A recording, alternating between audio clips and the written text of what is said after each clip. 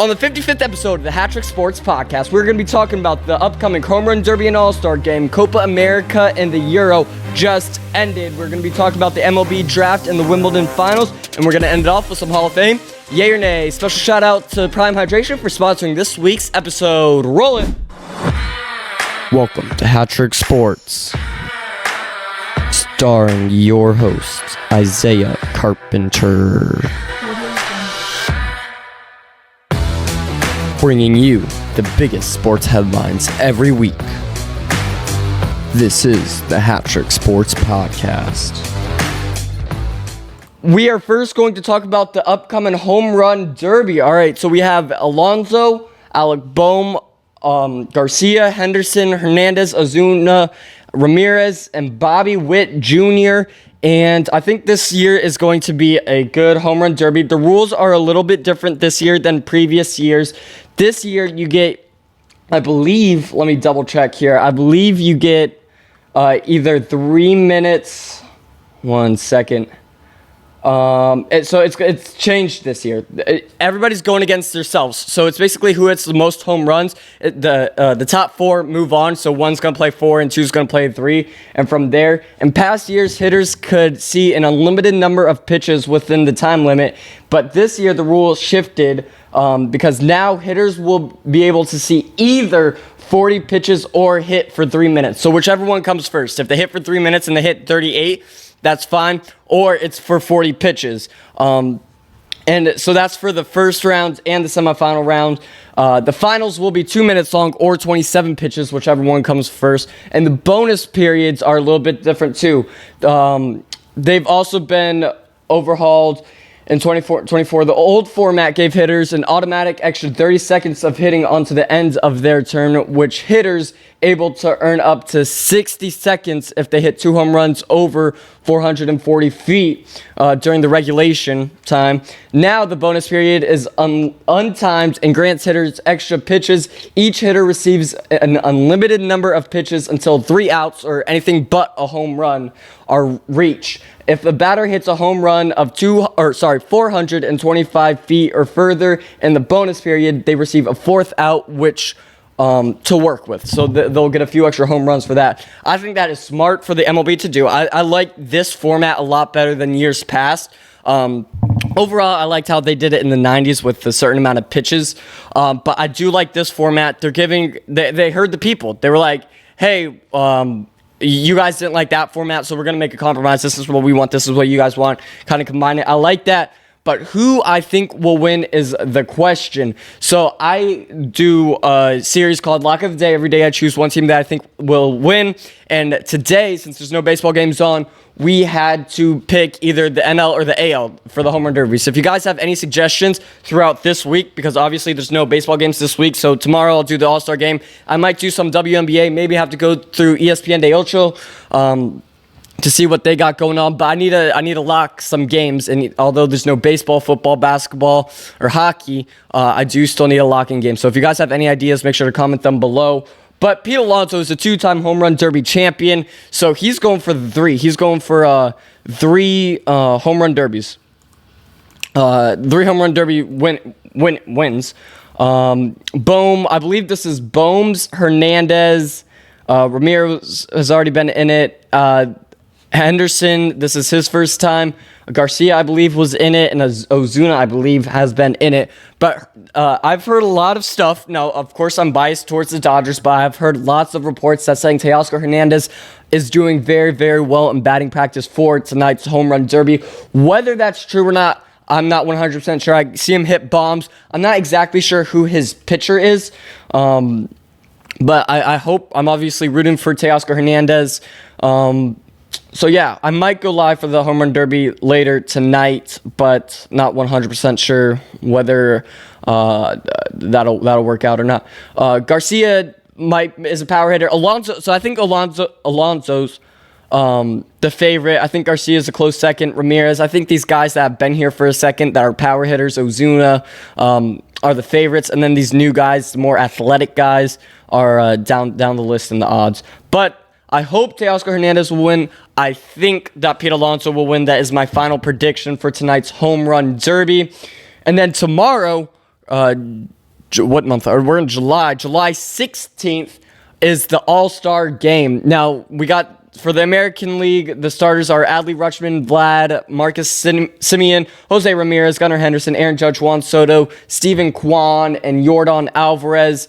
And for the National League, we have William Contreras, Bryce Harper, Ketel Marte, Alec Boehm, Trey Turner, Christian Yelich, Jurickson Profar, Fernando Tatis Jr., and Shohei Ohtani.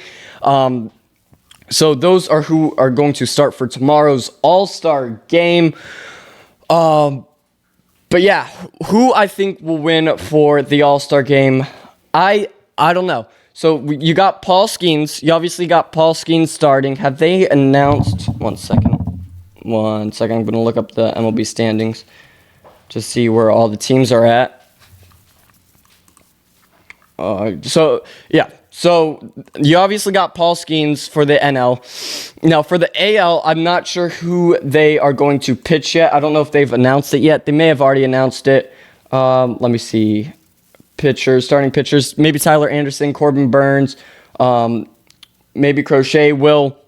Not 100% sure who's going to start yet. I'm not sure if they've announced it. They probably have. I just haven't seen it.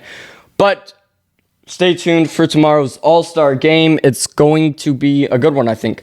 Now, this has been a thing for years, but for years they've been wanting the All-Star game, their jerseys, to just be the regular jerseys with the All-Star patch, and they haven't done. I thought this year that they were going to change that back, but they haven't.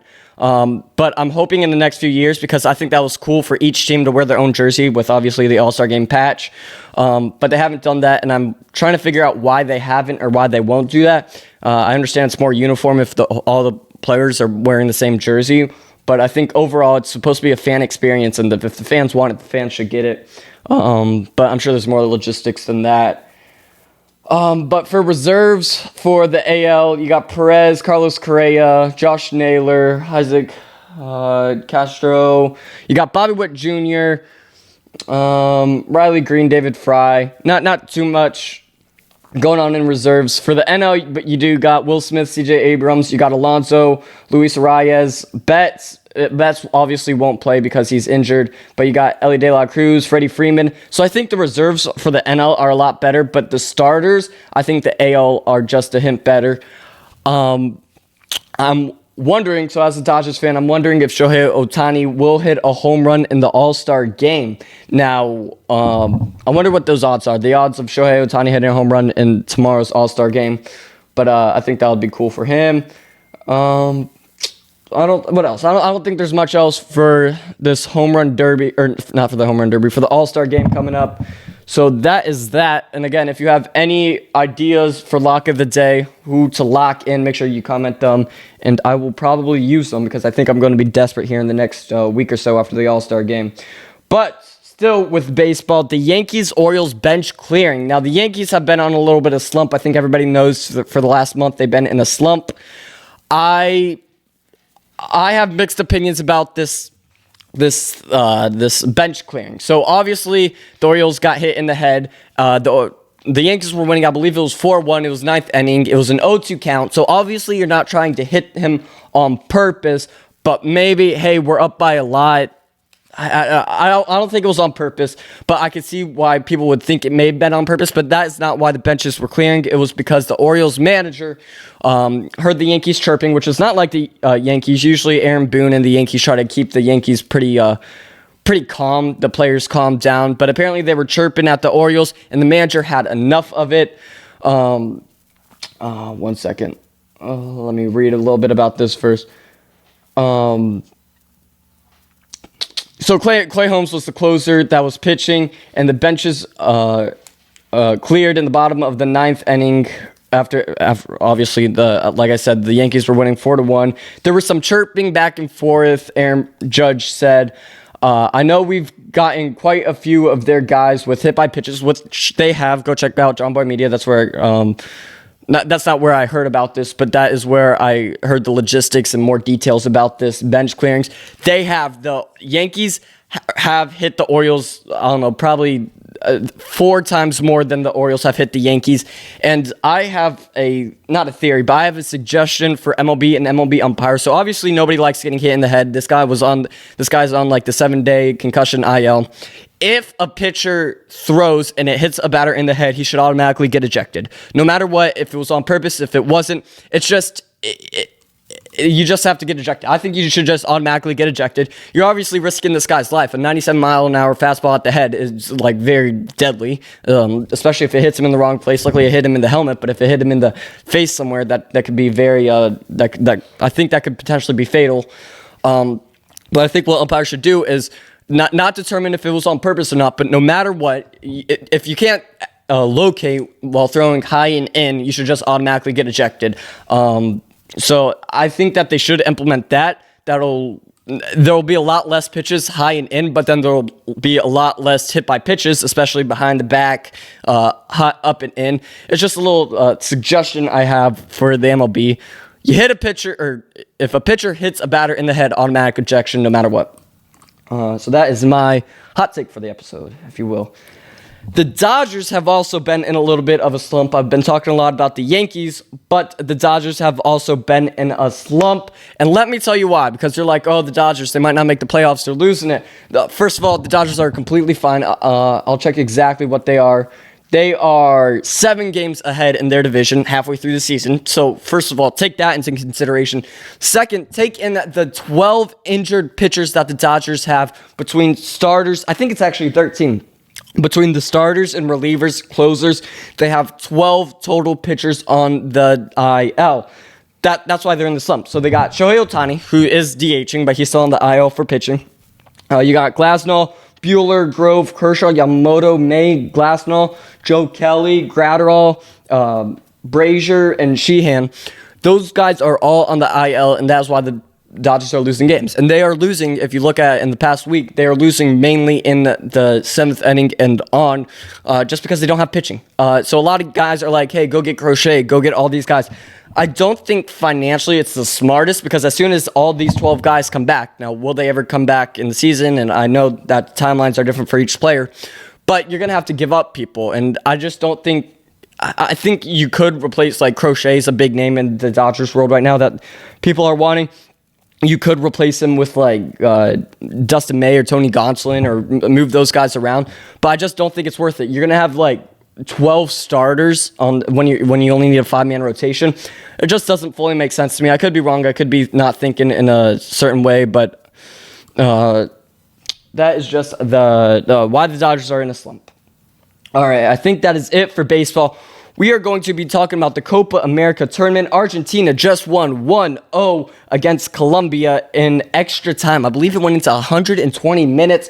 What a game that was. It was supposed to start at 8 p.m. Eastern time. Did not end up starting till about 9:15, 9:30. Then there was a whole bunch of delays. There were a whole bunch of delays because the U.S. mind cannot comprehend the level of determination that Colombian and soccer fans across the world have for their team. There were Colombian fans rushing the stadium, climbing through vents, all of this stuff just to see the games. And the guards, security, Miami, one of the, like, a big city with one of the biggest police departments in all of America, couldn't keep up with the demands of all this security. So what they ended up doing was just like, hey, we don't care about all the illegal stuff you have. Just go. This isn't worth it. This isn't the fan safety. We want the fans to be safe, but we just can't do it with tens of thousands of people just storming the stadium. Even tickets not, I'm sure they got little pew-pews on them and drugs and all that. What a night for security. So again, they didn't get to start the game until about an hour and a half after the game was supposed to start. And when that happened, Argentina was obviously playing Colombia in the Copa America finals. It was zip. It was 0-0 about, I don't know, past extra time. Until the 112th minute, it was 0-0. And then the Argentina scored in the 112th minute, and fans just went nuts. Messi got injured at half, and I'm not sure if he came in after half or maybe just after half, and then they subbed him in. But Messi got hurt. His ankle looked like a big tennis ball just on in his ankle, so he got hurt, so he couldn't finish out the game. But luckily, Argentina came through for the win in the 112th minute. So 1 second. So yeah. What else we got? So Colombia's fans were crawling through vents. I'm sure you guys have seen videos by now. This is why the U.S. is not the biggest at soccer, is because we are the best at pretty much the 4 major sports: hockey, basketball, baseball, and football. We're the best at all of those, and we have some determination, but no such determination as these fans for other countries coming in to Miami. Again, Miami with one of the biggest PDs, and just storming the stadium. So Argentina wins Copa America. All right, now let's move on to this. Are you thirsty for greatness? Grab a Prime Hydration and fuel your body with the ultimate sports drink. Packed with essential electrolytes, vitamins, and delicious natural flavors, Prime Hydration is designed to keep you at the top of your game. Whether you're hitting the gym, running a marathon, or just powering through your day, Prime Hydration provides the perfect blend of hydration and energy. Don't settle for less. Choose Prime Hydration and experience peak performance. Available now at your local retailer. Prime Hydration, fuel your greatness. All right, so we got some Prime here. We got their energy drinks over here. Special shout out to Prime Hydration for sponsoring this week's podcast. Prime has been very, very loyal to us in our adventures through this podcast, and we are very grateful for Prime for sponsoring this week's podcast. Let's give it a taste. Give it a review. Dave Portnoy, 1 sip. Everybody knows the rules. 9.6. Prime gets a 9.6. 9.6 out of 10. There you go, Dave Portnoy. Prime Hydration, rated 9.6 from HatTrick Sports. All right, so again, shout out Prime Hydration for sponsoring this week's podcast. And so again, at pretty much all of your local retailers, you can get Prime Hydration. Ooh. So good. 9.6, rated 9.6. All right. Oh, here we go. EA Sports College Football 25 set to release July 19th, 2024. This is one of the most hyped video games since GTA 6.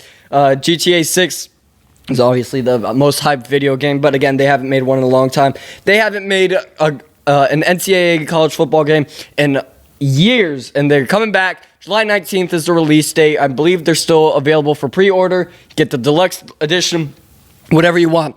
People are saying that this is going, people are saying because nobody's played this, but this is going to be better than Madden from the last 3+ years. Again, a very, very hyped up college football game. Some creators got to play this before the release date. Obviously, the release date hasn't happened yet. At the time of this recording, at least, of July 15th, it has not been released yet. But I heard that this is going to be 100 times better than Madden, and Madden may go out of business from this. No, maybe not quite there.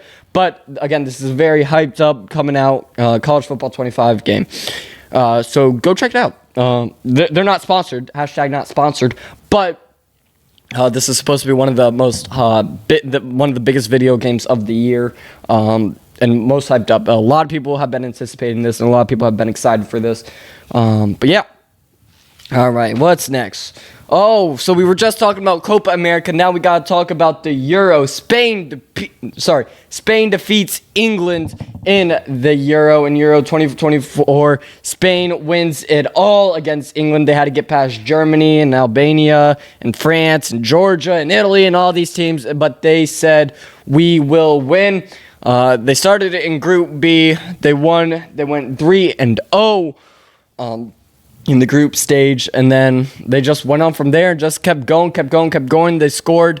They scored for in the finals. They scored, and then England scored. I was like, oh no, is Spain not going to win this? But Spain ended up winning it all. So congratulations, Spain, for winning this year's Euro. This is one of these two, Copa America and Euro, are some of the biggest soccer tournaments of the decade. There's there's the World Cup, which is obviously the biggest, and then this is like the Euro and Copa America that happens it happens like in between the World Cup. So again, great tournament. Loved watching this tournament.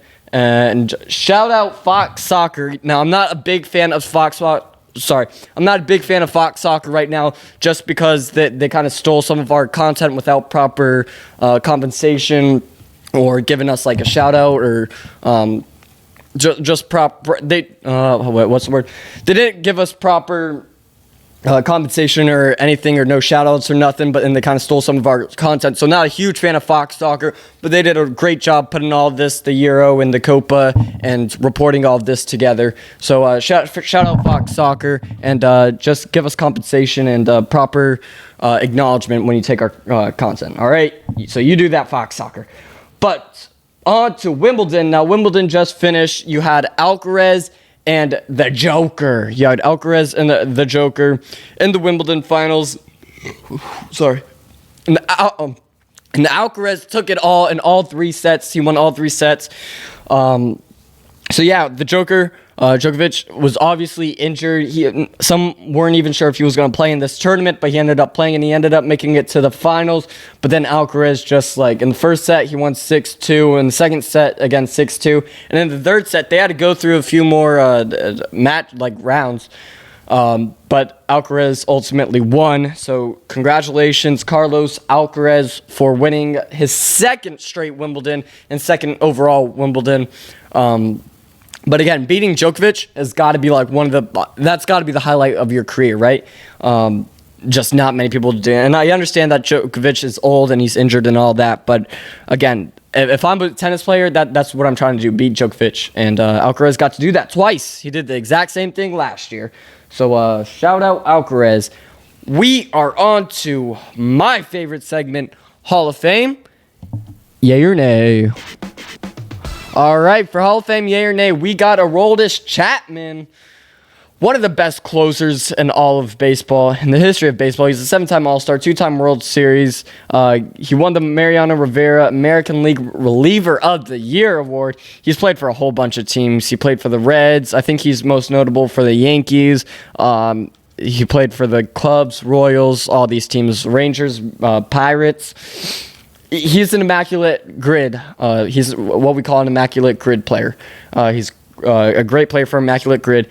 Now, he was obviously a closer and reliever, so he doesn't lead the league in a whole lot of stuff. But as a reliever, he is absolutely insane. One of the fastest throwing pitchers.